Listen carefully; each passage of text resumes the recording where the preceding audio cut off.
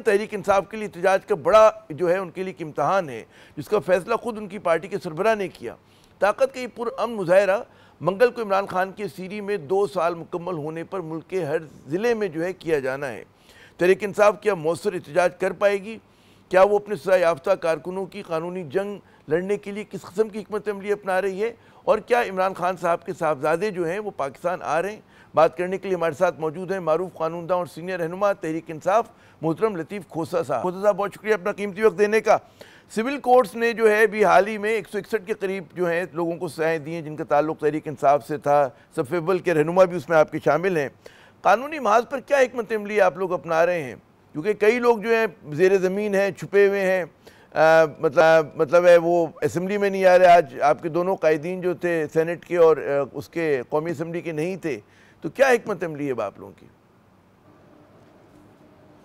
देखें, आज भी हमने असेंबली के फ्लोर पर हमने जो है बिल्कुल ये बात बावर करवाई है कि अगर जो है स्पीकर साहब अपना मेंबरान का तहफ़्फ़ुज़ भी नहीं कर सकते और लीडर ऑफ दी हमारे ऑपोजिशन के लीडर ऑफ दी ऑपोजिशन कौमी असेंबली का उसको भी सज़ा 10 साल कर दी जाती है। Leader of the opposition senate में शिबली फराज को भी सज़ा कर दी जाती है 10 साल, उसको भी माने कर दिया जाता है। लीडर ऑफ दी ऑपोजिशन हमारे जो है पंजाब असेंबली में बचर साहब, उनको भी सज़ा कर दी जाती है 10 साल।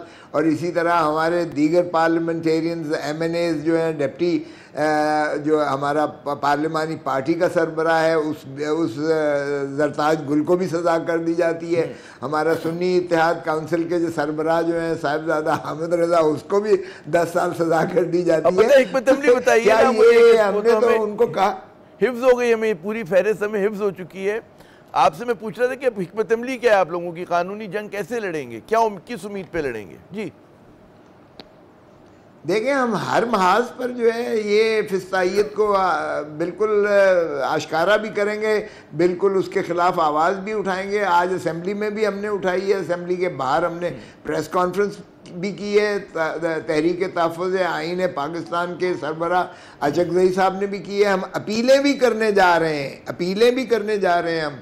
और वो आज अभी हमारी थोड़ी देर पहले जूम पर हमारी जो है लीगल कमेटी की मीटिंग हुई है और वो हमारी कमेटी बन गई है और जिसकी सरबराही मैं कर रहा हूँ। और उसमें हमने जो है अपीलें तैयार करके उनकी जो है सस्पेंशन ऑफ सेंटेंस के लिए हमने आईनी दरखास्तें कॉन्स्टिट्यूशनल पिटीशन के ज़रिए करना पड़ेगी, क्योंकि सेक्शन 25 जो है एंटी टेररिस्ट एक्ट, उसमें जो है अपील के साथ जो है ज़मानत की कदगन लगाई गई है कानून में। सो हमें आईनी दरख्वास्त के ज़रिए जो है सस्पेंशन ऑफ सेंटेंस की दरख्वास्त देना पड़ेगी, क्योंकि ये कायम अली शाह साहब के केस में, एलाइड बैंक के केस में ये सुप्रीम कोर्ट और हाई कोर्ट तय कर चुकी कि जहाँ रेमेडी कोई ना हो वहाँ आईनी ज़रिए से और पैरामीटर्स वही होंगे जो 426 के होते हैं। सो हम जो है ये अपील के साथ उनकी मअतली सज़ा की भी दरख्वास्त करने जा रहे हैं। और हम ये भी करेंगे कि उस वक्त तक जब तक अपील का फ़ैसला नहीं होता तब तक इनको डिसक्वालीफाई या इनके जो है नशिस्त को खाली करार दे के इलेक्शन कमीशन माने हो जाए कि वो दोबारा बाई इलेक्शंस भी ना करवा सके, क्योंकि वो जब तक हतमी फ़ैसला नहीं होता है तब तक जो है वो MNA ही रहेंगे। और वो उन्होंने तकरीबन 10-10 लाख लोगों की जो है वो नुमाइंदगी करते हुए इन ऐवानों में पहुँचे हैं और इस तरीके से उन्हें आवाम की आवाज़ को जो है बुलंद करने से माने नहीं किया जा सकता है। तो ये जो अपील होगी आपकी, ये जो अपील होगी कि इनकी जो रुकनीत है पार्लियामान से उसको ख़त्म ना किया जाए, ये आईनी अदालत में आप लोग पेश करेंगे? कहाँ होगा वो अलग से होगा?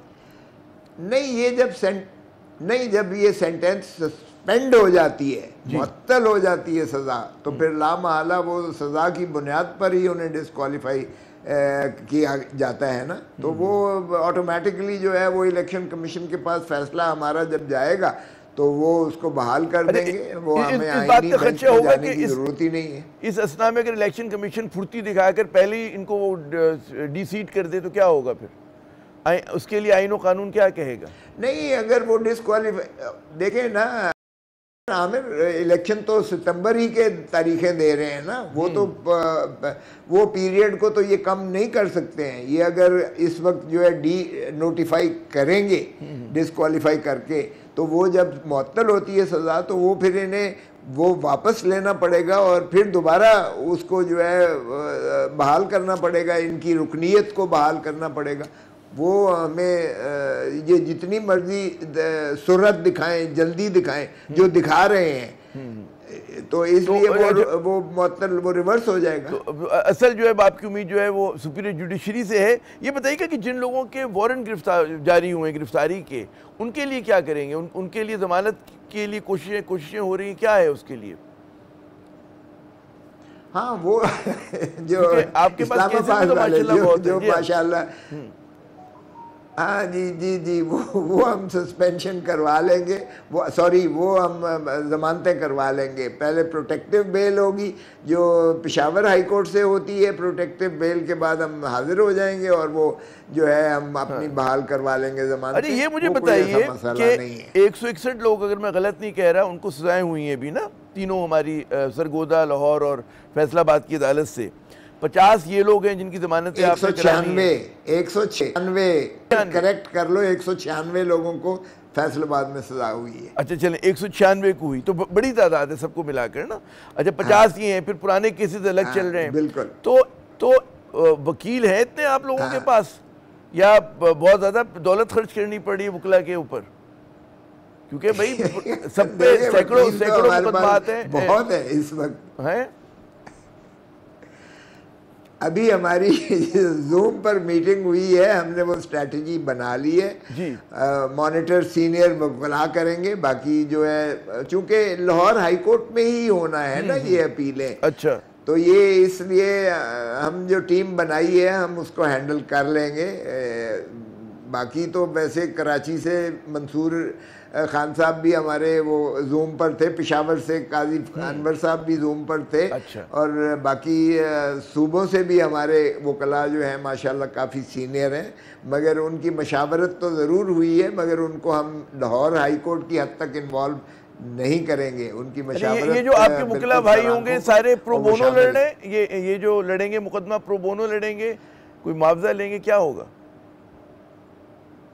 नहीं, हम तो प्रो बोनो लड़ रहे हैं जो पार्टी के साथ है। अच्छा। जो पार्टी में नहीं है, हाँ। जो पार्टी में नहीं है वो जाहिर है कि फिर वो अपनी प्रोफेशनल सर्विसेज रेंडर करेंगे तो वो तो फीस लेंगे, लेकिन जो पार्टी किससे मुंसलिक है वो कला वो फीस नहीं ले रहे। अच्छा। ना लेंगे। चले, मैं अब ये राज की बातों पे नहीं आता फीस की, मैं एक और मौजू पे, जो 5 अगस्त का एहतजाज है, कर पाएंगे? फिर हुकूमत ये कह रही है कि जी 5 अगस्त को एक बहुत मतलब है कि भारत ने एक ऐसा कदम उठाया था 2019 में कि कश्मीर की जो है उन्होंने कहते हैं ना उसको पामाल किया था, उनके राइट्स को 370 को उन्होंने जो है ख़त्म किया था आर्टिकल को, जो भी वाजबी से उनको दिया करता था थोड़ी बहुत सोवरेनिटी या उनको एक वो।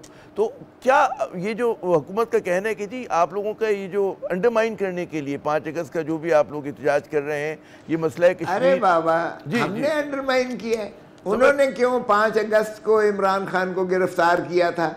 ये हमसे पूछते हो, ज़रा उनसे पूछें कि वो एक हिंदुस्तान ने जुल्म किया और एक पाकिस्तान ने जुल्म किया। हमारे जो हरदिल अजीज़ कायद था उसको 5 ही अगस्त को उन्होंने गिरफ्तार करना मकसूद था। ये मजाक तो हुकूमत ने किया है, इस फिस्तायत की हुकूमत ने किया है, फॉर्म 47 की हुकूमत ने किया है। उनसे पूछिएगा ना कि हमसे आप उनसे भी तकाजा कर रहे हैं। मतलब देखें जहाँ तक ताल्लुक है, सबसे पूछते हैं, ये मतलब जहाँ तक ताल्लुक है उसी से पूछेंगे ना जी।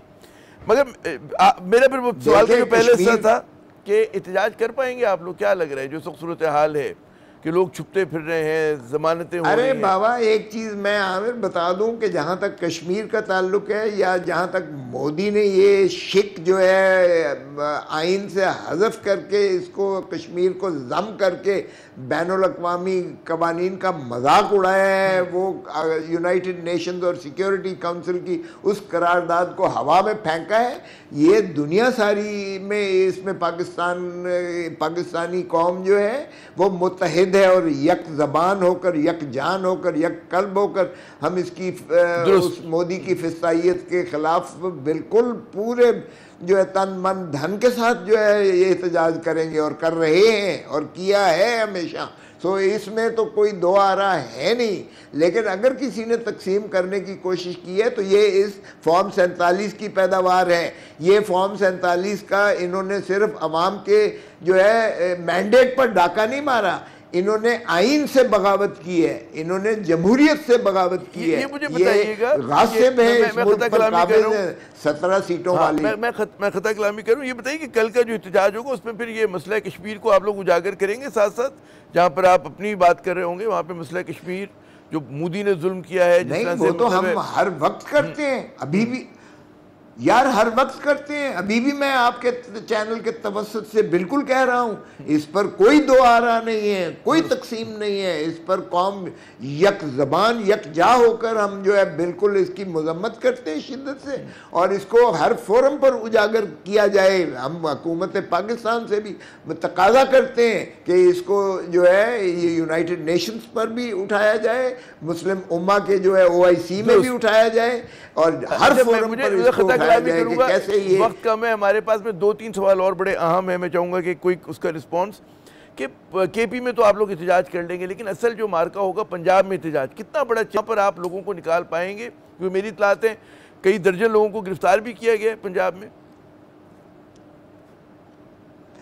आमिर कल जरा देखना तो सही, हाथ कंगन को आलसी क्या ये कौन सी इतनी लंबी चौड़ी बात है। मैं इसमें तफसील में नहीं जाऊंगा, लेकिन आप देखेंगे कि पाकिस्तान सारे में एहतजाज होगा, इस फिस्तायत के खिलाफ एहतजाज होगा।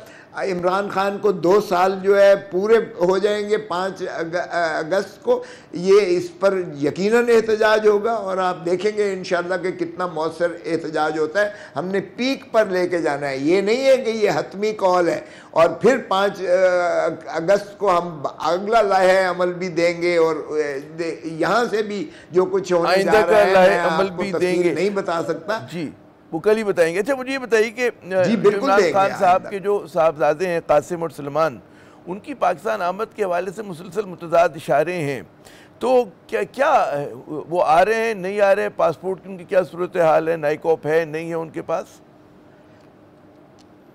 देखें, नाइकॉप जो है वो कहीं मिसप्लेस हो गया है, उसके लिए अप्लाई किया है इन्होंने, और ये पाकिस्तानी हैं, पाकिस्तान के साबका वज़ीर आज़म के बेटे हैं, उनका हक बनता है आने का, और अगर ड्यूल नेशनल हो तो वो कोई MNA या पार्लियामेंटेरियन नहीं है, उनका हक है। और अगर वो आए, और जो हमारी ख्वाहिश है, पार्टी ने पूरा इंतज़ाम किया हुआ है। आप 1986 का जो रानी शहीद बेनज़ीर भुट्टो का इस्तकबाल था उसको भूल जाएंगे। 1986 में एयरपोर्ट से लेकर दाता दरबार तक इंसान ही इंसान था जनाब। बच्चे आने तो दो, जरा लोगों में कितना जज्बा है, आपकी सोच है। बहुत बहुत शुक्रिया, आपने अपना कीमती वक्त दिया। नाज़रीन, आपने आपके सीनियर रहनुमा की गुफ्तगू सुनी कि एहतजाज भी करेंगे, लेकिन साथ साथ बिल्कुल उनका दो टूक मौक़िफ़ है कि कश्मीर के मामले पे पूरी कौम मुत्तहद है। आपस के सियासी इख्तिलाफ़ात अपनी जगह पे, लेकिन जब भारत सामने आ जाता है तो फिर कौम जो है वो एक जगह पे खड़ी है, इसी तरह पिलाई हुई दीवार है।